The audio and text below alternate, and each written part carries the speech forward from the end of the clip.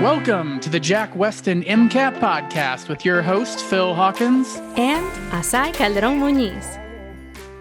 All right. So welcome. I'm really excited about today's podcast episode. It's a little different than what we normally do, but it's kind of piggybacking off of our most recent podcast episode. And so last episode, we talked about all of the free resources here at Jack Westin, and it filled up an entire episode. Let's just appreciate that for a second. That was not planned. It really was not. Yeah. The reality is that we have a ton of free resources here at Jack Westin because our mission is to make sure that the physician population is as diverse as the people that it will serve. And so we really want to make sure that we're constantly lowering barriers. Now, I know a lot of students are going to be thinking, those were great resources. Is that enough? Right? And depending on where you're at, it could very well not be enough. And so we want to make sure that we also touch base on our premium resources and that we give you guys an opportunity to really understand what they can provide, because they can seem like a black box. And whether we're talking about our company or any other test prep company, what is available can feel like a black box, and how to use what's available can be really tough to understand. And so we're here hoping to kind of clean up the cobwebs and just show you our other passion projects. Yeah. So this should give you a pretty good insight into some of the resources that we have here at Jack Westin. We're going to start with the course because that's the main thing that Azaii and I spend a lot of our time in, that we spend a lot of time doing live sessions and doing all sorts of different things. But technically we have 3 MCAT courses. We have the CARS course, which is just CARS stuff. We have the science course, which is just the science stuff. And then we have the complete course, which is both of those courses combined. So there's kind of like 3 different offerings there. The CARS and science courses are under $1,000. The complete course is like $1,450. We'll talk more about that here in a little bit though, but like if finances are a problem for students, we will always make things work for that student because we want to make sure that finances are not what's stopping someone from becoming a physician. But as I spend a lot of time working on the CARS stuff, I spend a lot of time working on the science stuff. And so the complete course is kind of like the best of both worlds. You get to see both of us fairly frequently if you're in the complete course. Yeah. And I also really want to touch base on cost. So in terms of making it financially feasible, the academic advisors, which are a free resource, you can meet with them for free, can be the ones to help you set that up. And so they offer things like payment plans. And for students who have already received the fee assistance program through the AMC, let the advisors know. They work even harder to make sure that you are able to get the course, right? And so for anyone who's not familiar, the fee assistance program is something that the AMC offers for students that come from financially disadvantaged backgrounds. They have their own criteria. So go on the website and take a look to see if you meet their requirements and request it. We do make it a point to be about half of other test prep companies. And that's something that is really important to us because that's also part of our mission to making sure that what we do is accessible to folks. Yeah. And if finances are a concern, but you don't qualify for the fee assistance, still talk to an academic advisor about it. Like I know that we have made cases for certain students, like, okay, like they didn't qualify for fee assistance, but like we still want to do what we can to help the student. And so we do things like discounts, we do things with payment plans, we do lots of things to just make sure that it's possible that for students to kind of get the resources they need.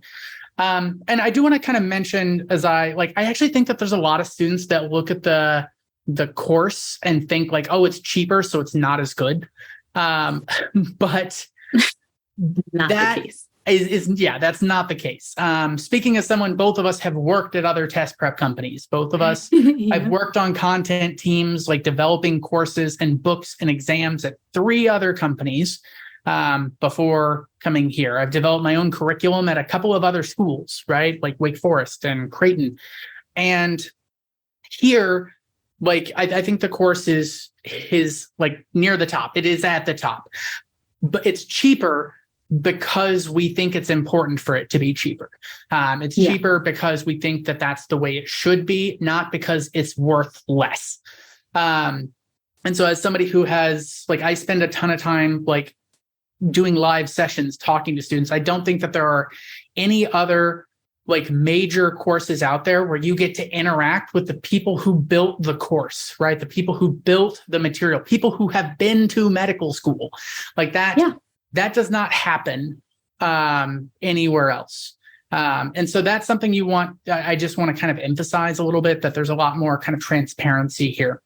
One of the other things about the course is, you know, keeping with this idea of we want to make sure students have access, is our courses, you have access to our course until you get into med school, right? We don't have a timeline of like 5 months and then you're out. That's for a couple of reasons. One, we want to encourage students to start early if they want to, right? Like we don't want to punish a student where they're like, oh, I can't start early because I'm taking my test on this date, and so I want to purchase the course on this date. And like, if you want to start early, that's a good thing, and we want to reward that and make that possible.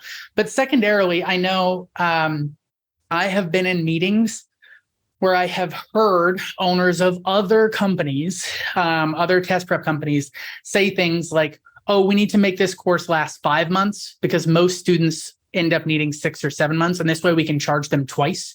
And I hate this, right? Like that's something that hurts my soul, is like, no, these people are trying and putting in a ton of effort. We are there to serve them. They are not there to serve us. And that's a different, like just kind of a little bit of a different mindset.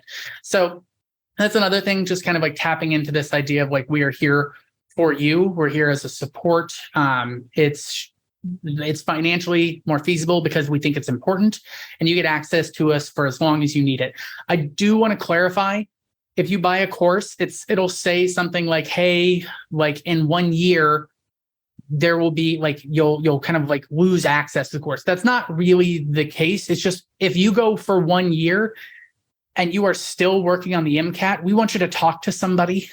And so if you just talk to somebody, talk to an academic advisor, talk to me, talk to somebody within the course, we'll kind of like touch base, and then we'll realize like, okay, we're going to keep giving you access, and like you will automatically get access. There's no hoops you have to jump through other than we just want you to touch base, because if it's been a year and you're still not where you want to be, then we need to have discussions. We need to figure out like how we need to change the way that we're tackling this, because we want to be there and support a student. Yeah, I think it's also worth noting that life happens, and there are things that are sometimes outside of our control, right? Whether it's family, work, school. And so I have definitely seen cases where students have to push their exam back because they cannot test at that time because life is happening. Yeah. And so it is absolutely inappropriate to penalize a student for that. That is totally not okay. And so that's an additional reason why this was implemented. But I know we've been talking a lot about just kind of the why, but it's also worth noting what you get. And so one of the things that we additionally pride ourselves on is that the AMC homework, the AMC material is assigned as homework. So for CARS, you will go through every AMC passage in order to prepare you for test day. So in addition to the hundreds of AMC passages that are the hundreds of Jack Westin CARS passages that we provide, and that those are free to everyone. But we have something that we provide additional to our course students, but we'll talk about that later, is you will see the AMC material. And so you will see how what you are learning directly applies to the AMC material. And something that I really like about our course is that we don't, for CARS, because CARS is so strategy based, we don't wait to expose you to the AMC material. It's not that we're saying, oh, you have to do all of the Jack Westin daily passages before you can touch an AMC passage. Not at all. You are seeing the AMC passages from the get-go, from the beginning. And I think that's incredibly important because it's strictly strategy. And so there is no way around that. And that's something that is really important to us. Yeah. Now the sciences are a little bit different because we don't jump straight into strategy because there's a lot of content that we want to make sure students have good foundations in. So we have lots of lectures, we have lots of like homework. We also have additional homework if you want to like keep practicing a little bit more on kinematic equations. Like we provide some links to some extra questions that are optional, not necessary, but sometimes students like want a little bit of extra practice. But we do transition like throughout the science portion of the course to working on strategy. And when we get to strategy, we start to focus a lot more on the AAMC stuff. And I think that that is really useful. Like if we talk about a strategy, it's really, really nice to be able to look at these are questions written by the actual exam writers. And you can see, hey, this strategy that we just talked about works for this question and this question and this question. And so you know that the stuff that we're building is directly for how the MCAT works and how the strategy for the MCAT works. This is something that's a little bit strange, but I have worked at test prep companies that started off doing like ACT or SAT stuff. And what they did is they just repackaged that into MCAT. And like, it's a completely different exam. Like the strategies that work in one don't work in the other necessarily.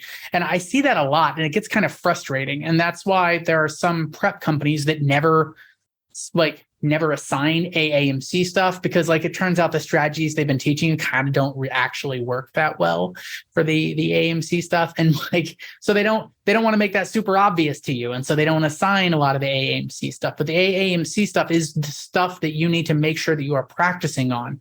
And so within our course, like I do breakdowns of exams and like what's going on, like in this passage, there's a really interesting thing that the AMC writers are doing, and you need to catch this whenever this happens on test day.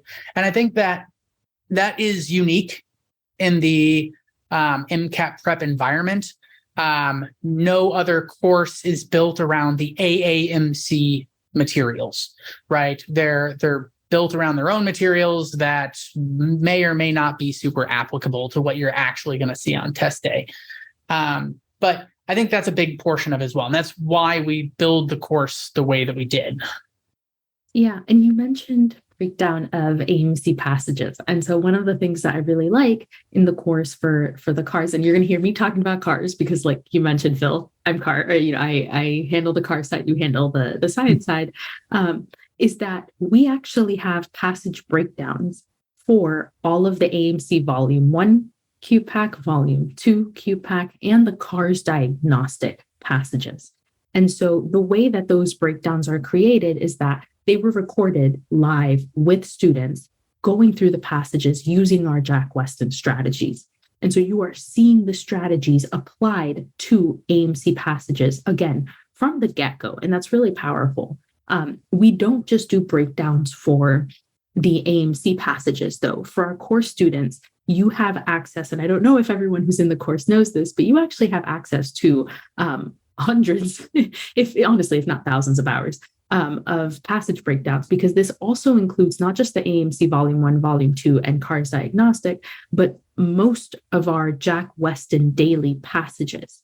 And so if you click on a daily passage, for a lot of them, you'll see a little video icon. And so if you click the video icon, you can watch the video, which was a live breakdown of the passage, again, using the Jack Westin strategies. And so we have this combination of, and we'll talk about live sessions in a moment, but we have this combination of live as well as pre-recorded that students can use together to really get as much CARS practice as they need and as much CARS support as they need. And, you are not required to watch every single recorded, passage breakdown. So it really is tailored to what you need. And so if you struggle with one of the passages, you can review it. If you found that passage, yep, I did fantastic on that passage, then you're not required to go through and check off a box that I completed the passage breakdown for this one passage. And I think that's really important because not everyone is going to improve at the same pace or find the same passage easy or difficult. And so it's important to have that flexibility. Yeah. Speaking of flexibility, I think another portion of this, some students are going to listen to this and think like, oh, like everything's just recordings. Like, no, like it's not. There Nope. are a lot of recordings because we want students to be able to build, like to prep for their course on whatever day they need to take their test. Like there are sometimes students are in a scenario where like, hey, I need to take the test in 3 months. Sometimes students need to take it in 5 months. Some need to take it in 4 months and 3 weeks. And so we need to be able to create a plan that works for students individually. That's why as a part of the course, we have our adaptive study scheduler where you tell us like how many hours a week you can work and when you want your test date to be, and we can build a schedule for you that tells you what do you need to do this week. And what's really cool about that is it adapts as you go through. And so if, like you said, life happens, like all of a sudden it's finals week or midterms or something, and you didn't get as much done this week as you needed to, our study schedule will adapt to that and will recalibrate. Or if you find, oh, I'm going on spring break or winter break, and I'm like, I'm going to put in a whole bunch of time and effort, like all of a sudden our schedule will adapt and change, giving you a good study schedule that works specifically for you. I've had students that have had very hectic lives. I think students who want to be doctors tend to be ambitious people. I think that is very safe to say. And so a lot of times people are working strange hours and have, jobs and balancing lots of different things all on their plates at the same time. And so having a course where a student, if need be, like, okay, I need to watch some videos on Tuesday at noon this week, but next week that doesn't work. But I do have an opening on Wednesday at 4. And like all of a sudden, like having a study schedule that works with real people is important. But we do also have a lot of support in the live sessions. I know Azaii and I spend a lot of time doing like live interactions with our students. I do a lot of office hours. As a matter of fact, not only do I like go to office hours and hold office hours where I'm answering students' questions, but I'm also right now, like, because a lot of students have questions because it's kind of exam season, I'm actually recording myself answering students' questions and sending those recordings to students. So I know you have this question. I want to answer this question. And so like, I'm going to send that to you. And that's a little bit weird, once again, within the realm of like test prep for the MCAT. That level of support just kind of doesn't exist. That ability to interact directly with the people who are building the course. But we also have coaching on top of that as well. I know we had Megan on recently. All students in our course get some coaching sessions just automatically. And so that's something that I want to reiterate as well, and just like make sure that students know that the course isn't just you pay us and then we drop you and like send some videos to you, right? Like that's it. There's a lot more that goes into this with the live sessions, the support, the interaction, the coaching sessions. And I think students should be aware of all of these things. Yeah, Megan's currently hosting live sessions. And so those can be a fantastic resource as well. So you'll catch me in office hours. And what I really like about office hours is that they're not like all over the place. So what we have our students do is we have a link where you can submit your questions for office hours, and we do them kind of on a rolling weekly basis. And so you have time to submit your question, and we have time to kind of prep your questions, and we go through. And what's really interesting that I've noticed quite a bit is that there are students who don't submit questions that come because they still find what we review helpful. Yeah. And so if you have a question, ask it, because there's probably another student who has a similar question and just didn't think to submit it. Right. And so I really enjoy that because, students find that helpful. Something else that we do with our office hours is that we record them. And then for the students that attended the office hours, they have access to the recording for a week. So before the next office hours is held, so that let's say that, I had to leave, 10 minutes early. I can go and watch that component of the office hours. Or, they said something that was super helpful, but I didn't get the chance to write it down. Let me go back. right? And so I think that's really, really useful as well. And those office hours recordings are meant to really help the students who were there and watched and said, okay, I want that kind of extra boost. We also have for CARS live workshops. And so those workshops are where we go through AMC, either occasionally an AMC passage, although we have most of them recorded, so that is very much less so, but usually a daily passage. And we break it down using the CARS strategies. What is, I think, also really powerful with those sessions is that, in a sense, it is student run, it is student centered. And so for CARS, because we are a smaller crew and we have that flexibility, y'all read the passage and apply the strategies and answer the questions. And the instructor is there to provide structured support. And so as you're going through, we're helping refine those strategies. And students in the chat are working together to support one another. And even if you're not the one reading out loud, you can get support. And so it's all about making sure that you guys are getting that support that you need. And we have quite a few instructors that rotate through and that do passages on different days. And everyone is still doing the same strategy. So you're getting consistent strategies. You have a little bit of flexibility with that. And sometimes we do other types of lessons. And it's just kind of, you never know when those are going to come. You might get a mini lesson. You might get an overview lesson. I know later today or not later today, but like earlier, I think it was last week, the week before, I'm not 100% sure. We actually had a pop quiz, which was really interesting because occasionally we'll do, just a pop quiz, and it's an opportunity for you to do a passage live, timed conditions, and then work through it together with the group and the instructor. And so we have a lot of other just kind of additional sessions as a booster every so often. And I really like those, and students seem to really love those as well. Yeah, we do the workshops as well in the sciences, and it's really just all about learning to apply the strategies. It's the same for the CARS, and that's why the workshops exist. But like you said, we also do workshops on, like, very often the Jack Westin passages, and we save those videos so that later on, if you do one of the dailies and you're like, ooh, I struggled with this daily, like, there's a good chance we have a video on that, and you can actually just watch a video breakdown of like how to deal with this passage, how to tackle that weird question. And so those are also resources. But like those workshops and office hours, those are optional. And a lot of times students don't go to office hours a lot at the beginning, and they go to them more as they get closer to test day, and they start to kind of like really hone in on like, okay, these are the things that I really need clarified based on my kind of journey. And so it's really interesting and fun. And I do want to reiterate, like, there's a lot of students that just go to every single office hours because, like, even if I didn't ask a question, like sometimes other students are asking questions that I didn't know I should be asking even.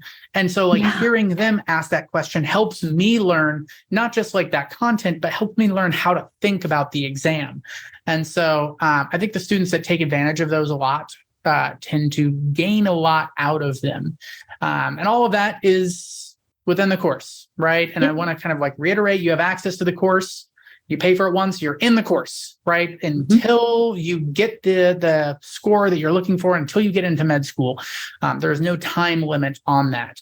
And so I think that's a really important thing is we're here to support, we're here to be there. You do get to interact with us directly, as well as a bunch of really amazing people. I know Molly has been on the podcast a lot recently. She does a lot of sessions as well. But it's nice to be able to talk and interact with people who are masters of the MCAT and who have just been doing it like me for like almost 15 years. I'm starting to feel real old. But yeah, so I think that's kind of like a big general overview of the course. I should mention, if any of you guys are just interested in checking out the course, talk to an academic advisor. They will let you into the course for 5 days for free. And you don't need to give them credit card information or anything like that. Like there are sometimes students that are like, hey, I just need to understand fluid dynamics a little bit better. Is there any way I can get into that 5-day course, watch the fluids lectures, do the homework associated with that, kind of like work on those things? And I think that is like important for students to be able to see like, oh, there's some Because once again, I think that there are times when students don't know the questions that they should be asking. And so getting into the course, all of a sudden you might learn that, okay, like the things that I thought were my problems aren't my problems. And like there's other things that I should be focusing on instead. Azaii and I actually were just having a conversation about this, where it's not just about like, is this going to be useful or not? It's a question of, is this the most useful use of my time in the time that I have? And so making sure that you're getting the most bang for your buck in that time investment. And that's a big difference from undergrad, because in undergrad, often like you have enough time to study for your test, right? All of a sudden with the MCAT, like you study for it for months and still somehow it doesn't feel like it's enough time because it's so big. But I don't want to speak for you, Azaii, but I feel like that also kind of happens in med school, where it's like, I need 3 times as much time to deal with all the information you're throwing at me. And so learning those skills, not just of like how to learn stuff, but how to diagnose how you should be spending your time and learning to focus that in the most productive way is huge. And that's something we talk a lot about, in this. And we this is something we emphasize a lot. We don't want our students to just do well on the MCAT and then get out of here. We want them to do well in med school, do well as physicians. And so a lot of the things that we're trying to teach and ingrain in students is going to make them more successful in the steps that come after the MCAT. Yes. So I'm so glad you mentioned that, because I was about to forget about another resource that we have for course students. But before I do that, sometimes students have questions about where to find the live sessions, because on our homepage, what we show are the free trial sessions. But if you click the live sessions tab, you can actually see all of the sessions that our course students have access to.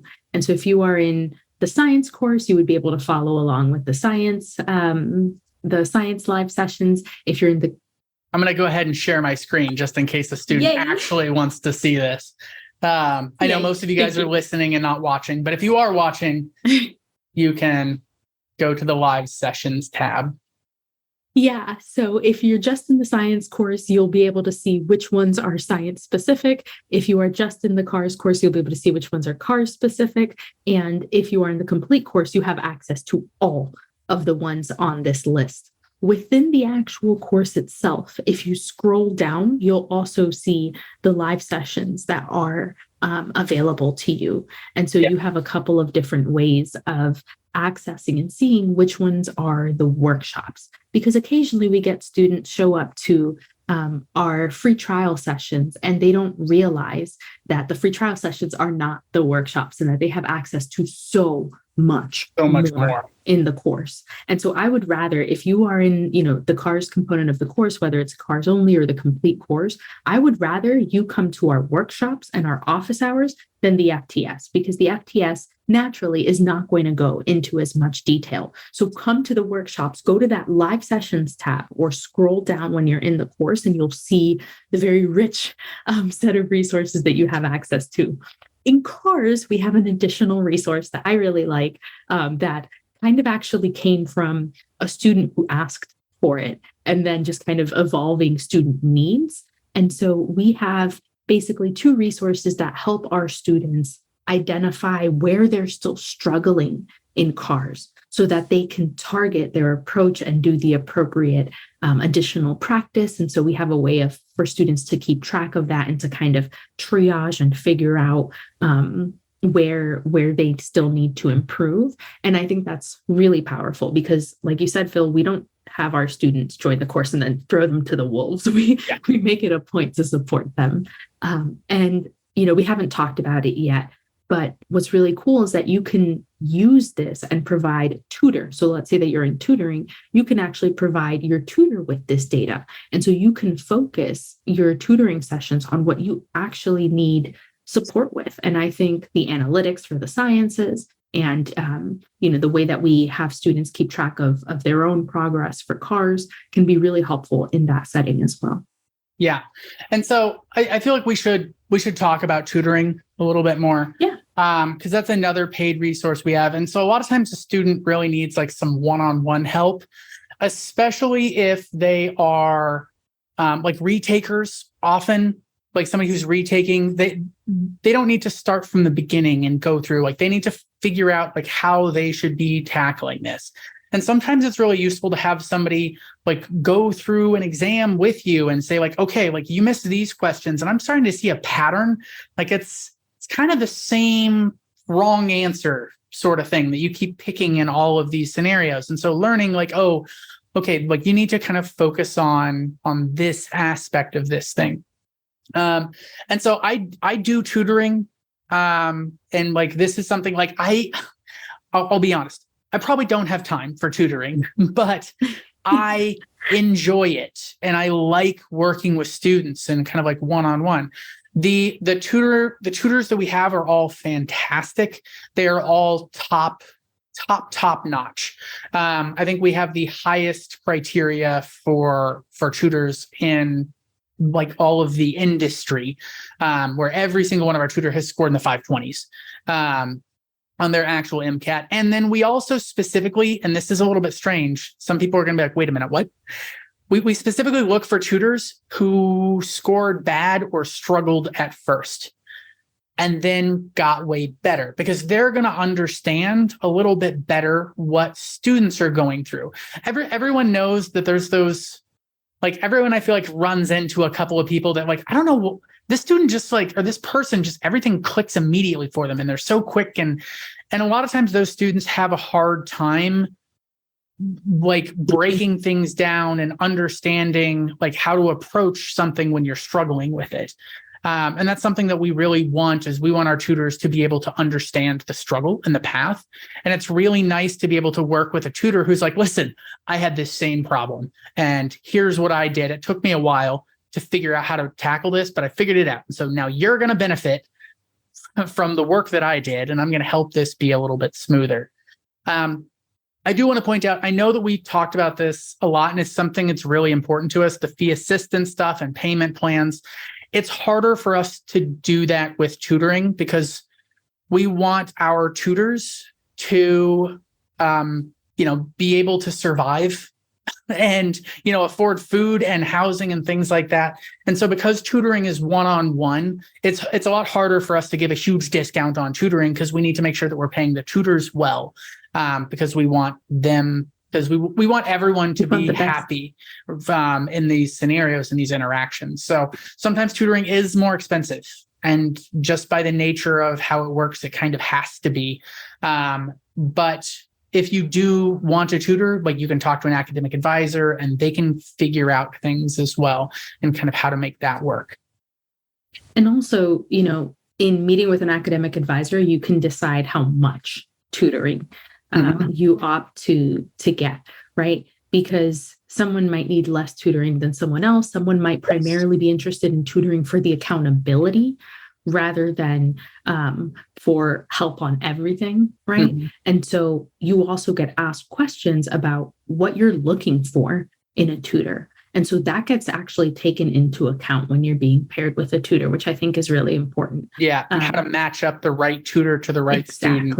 Because sometimes a student says like, hey, I just need help on physics, and like, that's the thing I need. I'm like, okay, we got a great tutor who really knows how to break down physics topics really well. Let's pair you up. You don't need as many hours because you don't need to go over bio and biochem and orgo and psych soc and all of those things. So learning to kind of balance and make that work is important. The last kind of like paid resource after tutoring and the courses is admissions. And this is something that I don't think we talk about as often as I've been kind of hammering this drum recently, because like admission, like it doesn't turn out you just take the MCAT and then you're done, right? And they're like, that's the end of the path. There is your personal statements, your primary applications, your secondaries, your interviews. There are things that I did not do well in my personal journey. And if I would have had some help with the interview process or with the admissions side of things, I know I would have gotten into some med schools that I didn't get into. I talk about this very openly, but I was very lucky in that I got a lot of interviews. But the first 5 schools I interviewed at, I didn't get into any of them. And the last 5 schools I interviewed at, I got into all of them. And I think it's just because I got better at interviews going through this process. And if I had just been interviewing at 5 schools, I wouldn't have gotten in. And what I should have done is worked on and prepped my interviews and how to deal with interviews. There's a lot of really powerful advice in like dealing with personal statements and dealing with your secondaries and how to approach those things, letters of recommendation.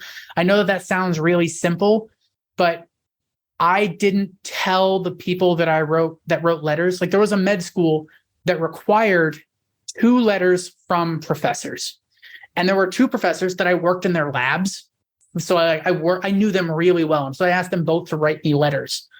One of those professors, when he wrote the letter, he just wrote about the lab experience of working with me. And he didn't write that he was my professor for genetics. And so that med school immediately rejected me. And like they told me it's because I didn't fit their criteria. And it took me weeks of like phone calls and emails to try to figure out like, hey, I think I did everything correct. Why did I get rejected? And finally, they're like, you didn't get 2 letters from professors. And I'm like, hey, did Dr. So-and-so write a letter? And they're like, yeah. I'm like, did this guy write a letter? And they're like, yeah. And I'm like, both of those people were my professors. And they're like, oh, this guy didn't mention it. I'm like, oh, can I have him amend his letter? And they're like, yeah, that's fine. You can do that. And like, I applied to a lot of places and that kind of helped me. And that when I made those mistakes and all of a sudden like, oh, these schools just immediately rejected me because there were things that I did wrong in the process. I should have told that person writing the letter, like, hey, make sure to mention you are my professor because this school requires that in the letter. And so there is some stuff that kind of happens, and those are just the things that happen to me. There are things that I know have happened to other students. And so getting some guidance in this admissions process can be huge to make sure that you're ticking all the boxes. You know, something that I've heard from a few of our students is that they didn't feel like their advisors at their school were particularly helpful or particularly invested. And I remember from my own experience, and I think I've mentioned this before, that my advisor at my undergrad didn't have the most faith in me, it seems like, because of the schools that they suggested that I applied to. And so it wasn't until they received my MCAT score that their tune changed. And all of a sudden they're like, oh, you know, you can apply to these other schools. And it ultimately came back to one person who wasn't actually associated with my school, was actually associated with my alma mater's med school, who kind of took me under her wing. And she was just like, okay, like, I want you to apply to these med schools. And I was like, there's no way I'm going to get, obviously Harvard was one of them. I was like, there's no way I'm going to get in, you know, I don't want to apply there and then just not even have an interview, et cetera, et cetera. And ultimately I applied to the schools that she suggested I applied to, and I got into them.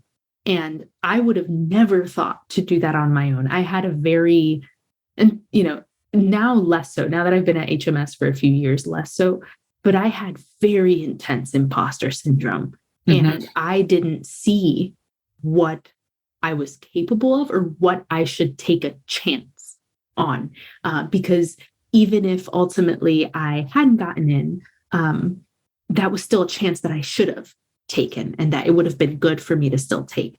And so getting help, knowing where to apply, is also really important to make sure that it's realistic, but also that you're kind of getting that support. And that's, our admissions team is really great at supporting students in the admissions process. And so that's something else to consider. Yeah. I was lucky enough to have someone that took me under their wing, but not everyone does. Yeah. And this is a big deal. And I like that you're kind of approaching this, because I feel like even often when advisors do have some insight into a process in applying to med school, often they don't have the whole picture. And like, I think that there are some advisors who are really good at giving really good advice on how to get into like the state medical school. But if your goal is to go DO, like maybe the advice they're giving kind of doesn't work as well for that path. Or if you want to go to like a heavy research focused place, or if you want to do like me, I wanted to do MD, PhD. My advisors had no help at all, because they didn't understand this process. And to be honest, they kind of weren't that helpful just for like regular MD stuff. And like they were convincing me to do stuff.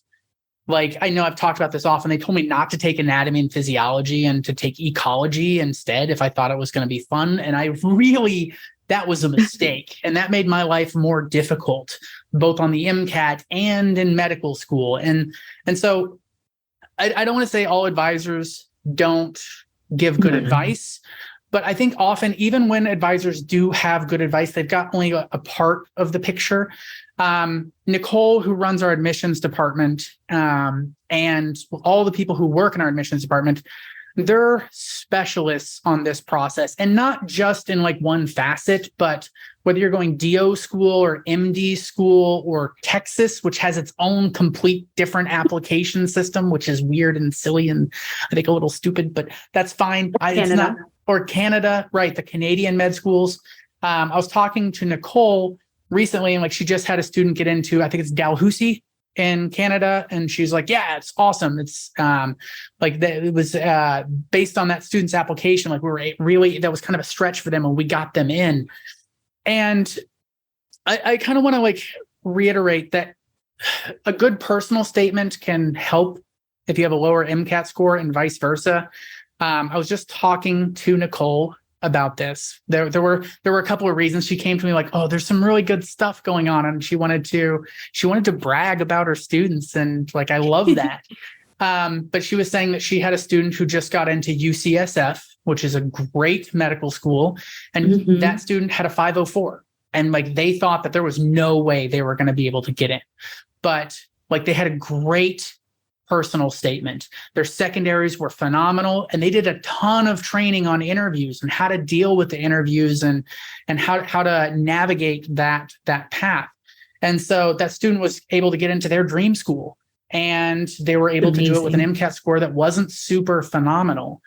And so our admissions department is really, really good. And you guys know I love numbers. And so I talk about this often because I think numbers, data can't lie. Every year, only 40% of students who apply to med school get in.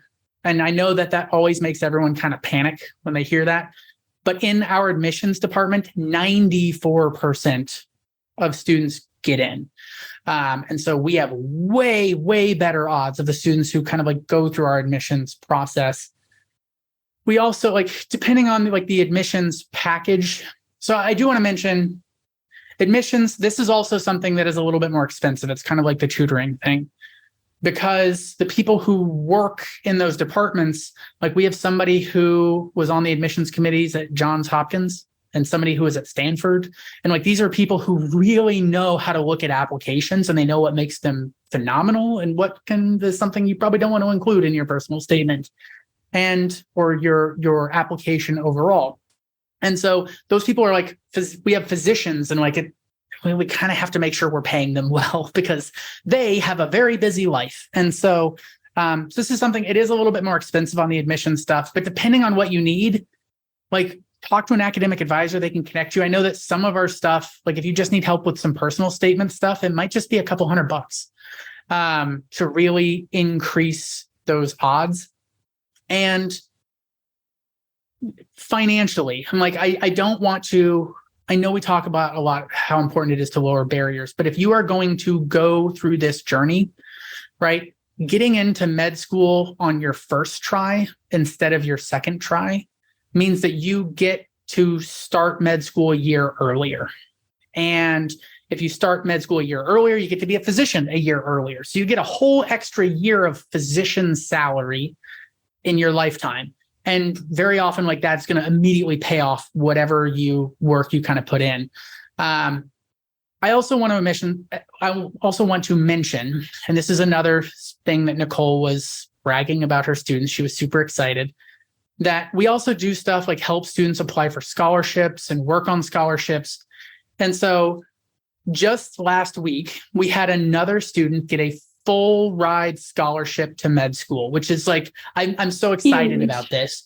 And so that student was able to get into Penn without, and like their med school is paid for. They don't have to spend a single dollar. This is literally hundreds of thousands of dollars we were able to save this student going through this process. And as somebody who is still paying my student loans, it makes me really happy to help students avoid those scenarios, right? I think that's 3 in the last year of our students were able to get full ride scholarships to med school.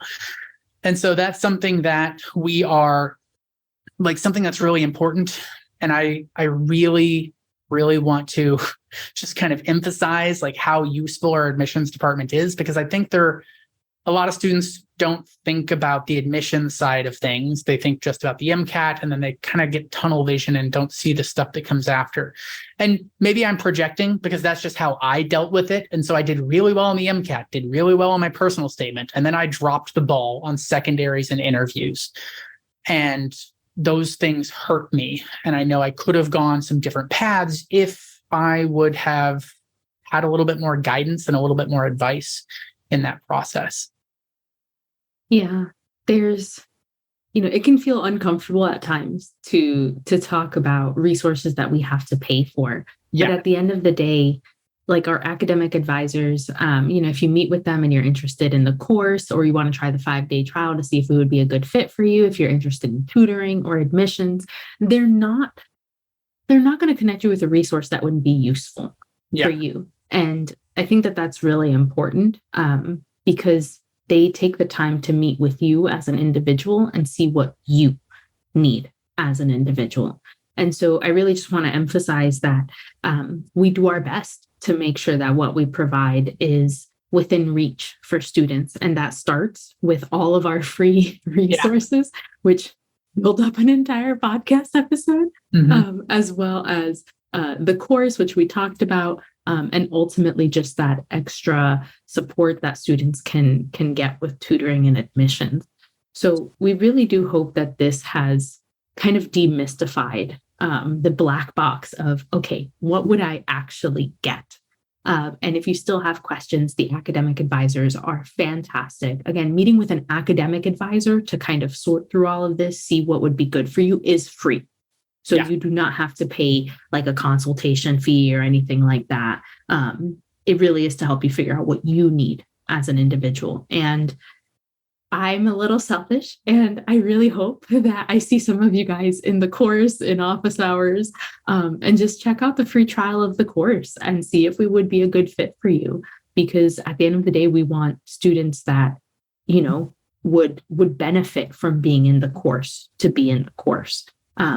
And so, I don't know about you, Phil, but I hope that I can see you guys there. Yeah, no. And that's what it's all about. I do want to take one more. I know we pitched this a couple of weeks ago, but I want to reiterate to students, if you have questions about this or anything else in the realm of just what's going on with Azaii and me, or what's going on with the MCAT, or what's going on with admissions, or just if you have just random questions about anything along this journey to becoming a physician, email us at podcast@jackwestin.com. We're super excited. We're having episode 100 and our 2-year anniversary are both coming up in the next couple of weeks. And so we would love to do some special sessions where we're kind of doing like AMAs and just answering any questions you guys are asking. So definitely please email us. So we'll go ahead and throw that link in the little thing underneath the blurb. The doobly-doo, whatever that thing is down there. And so we'll put that down there. And like I said, if you guys have any questions, please email us because we love interacting with students. We love being there to help you guys, which is kind of what I feel like these last couple episodes have been about. It's like, what can we do for you? How can we help you? Yeah. And so if you have any questions, you can talk to an academic advisor, or you can also email us. And we are more than happy to interact with you guys, as well as obviously free trial sessions. Come to those and interact with us live, which is fun. And remember, it's podcast@jackwestin.com.